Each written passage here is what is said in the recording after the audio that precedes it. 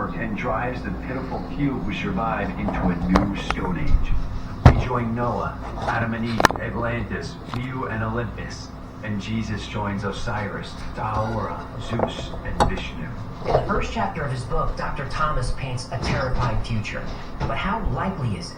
In the next few chapters, Thomas goes on to not only prove his pole shift is possible, that it's happened before and will happen again very soon. In fact, there are signs that it may have already begun.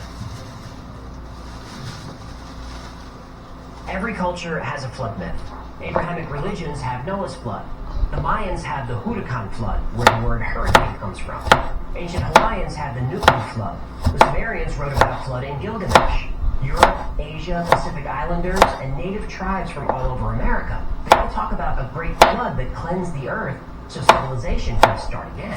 Now, one myth is just folklore. Two myths are a coincidence. For deep flood myths, this starts to look less like a myth and more like actual history. Now, on this channel, we typically associate great floods with the end of the last ice age, the Younger Dryas. And core samples provide solid evidence that this happened. But what's interesting is, Thomas said the last great flood wasn't 11,500 years ago, but 6,500 years ago. Now, in the 1960s, there was very little, if any, proof of this. But a few years ago, archaeologists found evidence of the Gunyu flood myth in China. Evidence of a great flood has been found in the Mediterranean and in the Black Sea. These discoveries put the flood between 6,500 and 7,000 years ago, more recent than the Younger Dryas, and right when Thomas says it happened. Chen Thomas provides the dates of other floods.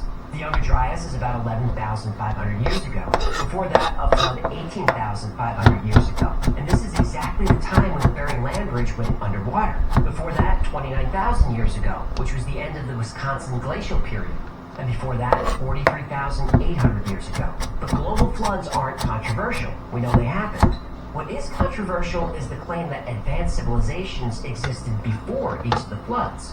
Mainstream archaeology and paleontology say the first civilization emerged in Mesopotamia 6,500 years ago. But what if that was just the last reboot? You like the Batman movies? Exactly. The Dark Knight Rises is the best one. Can we discuss Batman later? I'm trying to talk about the end of the world here. Oh, that's why it's even directing. Howard. When we look at the erosion around the base of the Great Sphinx, we see patterns that were formed by running water. Vast amounts of water moving at tremendous speeds. But if this is water erosion, that means the Sphinx was created before the last flood 6,500 years ago, which is before the emergence of the Egyptian civilization. Archaeologists hate that idea. And they really hate the idea that the Sphinx was built over 10,000 years ago. But there's other evidence of a cataclysmic pole shift, specifically of a great mud flood and a sunken continent. Do you mean? I mean Atlantis. It's Jemima! Chen Thomas makes some pretty extreme claims in the Adam and Eve story. Extraordinary claims need extraordinary evidence. In his dialogues, Plato famously introduced the world to Atlantis, the advanced utopian society that was destroyed in a cataclysm. Now, until definitive proof of Atlantis is found, it will continue to be considered a mythical land. But that won't and shouldn't stop people from looking for it. There's a geological feature in northwest Africa called the Richat structure, also called the Eye of the Sahara. It's about the right size and shape for Atlantis. Plato described the city as concentric rings with a waterway flowing out. But even among Atlantis believers, there's debate about whether this is a man-made structure or a natural one. But what I find fascinating is near the Eye of the Sahara and all over the planet, you'll see large ripples in the landscape. Now on the ground, these look like rolling hills, but they're actually about 50 feet high, the size of a 5-story building. And they were caused by water. A lot of water. This is one of the craziest things you'll ever see.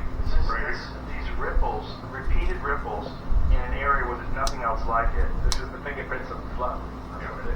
Wow. The water here, Joe, the way to visualize this is to begin to think of tsunami. Here what you have to visualize is a tsunami sweeping over the land that's over 1,000 feet deep.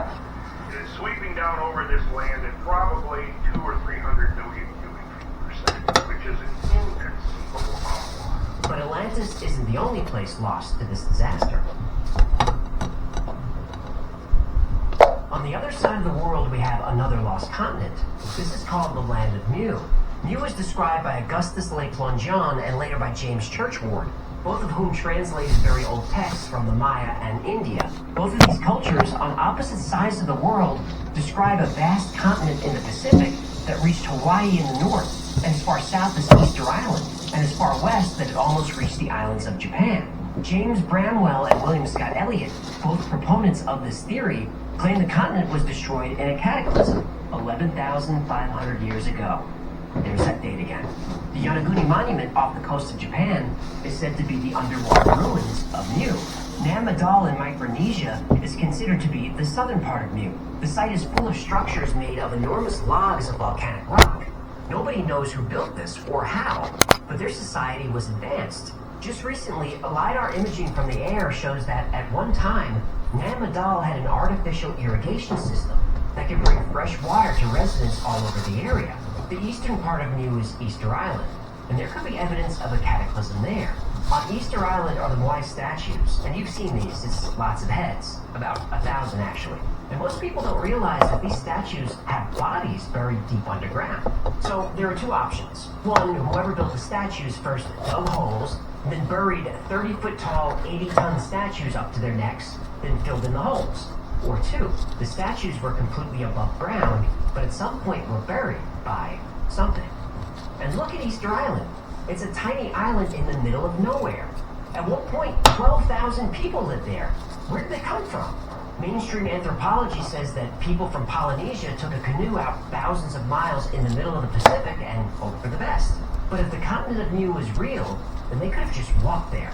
This could also explain why Polynesian languages share similarities to Greek, and maybe why on Easter Island they worshipped a sun god called Ra'ah, which is awfully close to the Egyptian sun god Ra, and the connections don't stop there. There are similarities between Greek, Egyptian, and even Indian gods, as if all these cultures intermingled or came from a single source. Chan Thomas lays out some good evidence for the cyclical cataclysm theory. But the big questions are how and when will it happen? Well, you're not going to like the answer. Dr. Chan Thomas lays out a compelling argument for a coming global cataclysm. But when? Well, to answer that, we have to understand how it happens. In the story of Adam and Eve, Thomas includes a diagram showing the cross-section of the Earth and a description of the process. The process of a cataclysm is known now. Look at the cross-section of the Earth inside the front cover. You'll see two molten layers, the orange ones. The important one is the thin molten layer starting 60 miles down, extending 60 miles deeper to 120 miles below the surface of the Earth.